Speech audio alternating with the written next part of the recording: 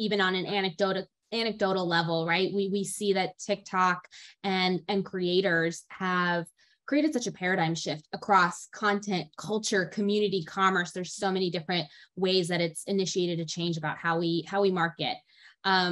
So let's dig into that. I love the infrastructure you set up there around kind of those new opportunities in this landscape, and starting with kind of elevating new voices. I want to ask Sean, platforms like TikTok, which play such a critical role in elevating these new voices, and it's switched the paradigm also from big lifestyle creators to it's all about the content itself.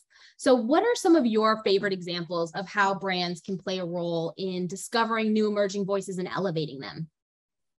Yeah, I mean, TikTok is absolutely where it's happening at right now, and hopefully happening for a very long time. I think that, to your point, putting the power back in the hands of users, of the people, right, to create the content that they want to see, and to sort of support the communities that they belong to is what is where we have found our success here at TikTok. I think that you look at brands like Netflix that are working with Black creators and Black originators for shows like, or movies like The Harder They Fall, or Stitcher finding a podcast host in Tinks on our platform. This is what we're talking about when we talk about elevating new voices, and sort of putting them at the forefront of what a brand wants to get out of a community. The key here with elevating new voices on our platform is digging into those communities. It's not just about, putting your product in front of everybody and expecting everybody to buy it or to watch it or to listen to it. It's about really engaging with the community and finding creators that belong to something like Book Talk or Indie Rock Talk or something like that, and figuring out what the brand's place is and how you utilize a creator in a really meaningful way. I think that one of my favorite examples is Cartoon Network. They have a We Speak Up campaign that is all about anti-bullying.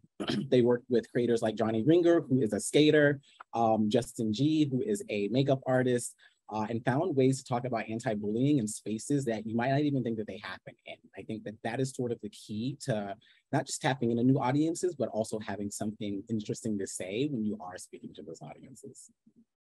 I love that example, Sean. And you raised up a really important, I think, point here around kind of the communities itself, right? Whether it's productivity talk, queer talk, whatever it is, right?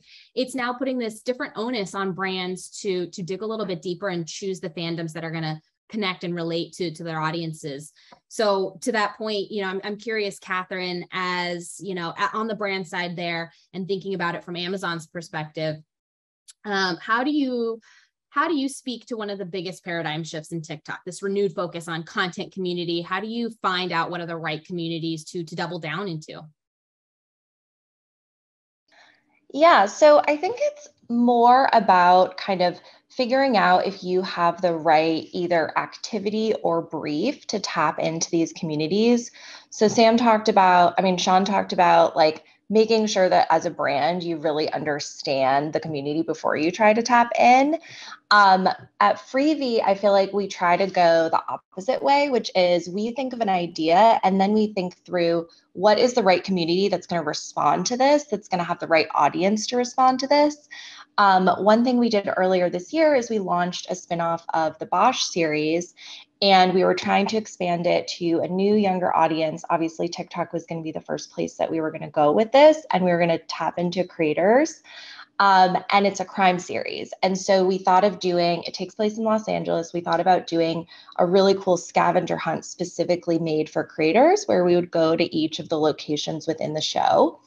And it wasn't going to be something that like any lifestyle creator or any media and entertainment creator was really going to enjoy, because it involved hired actors, figuring out clues, really like diving deep into the scavenger hunt. And so we ended up tapping into this LA LARPing community on TikTok. And for those of you who don't know, LARPing is live action role playing. And so there are all these groups of people on TikTok who create fan fiction moments around entertainment series. So around Lord of the Rings, Bosch, and things like that.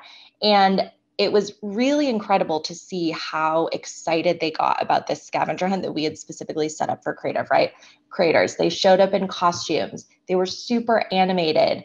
They were really excited. I went to some of the locations and there were moments where I couldn't tell who was a creator and who was a paid actor.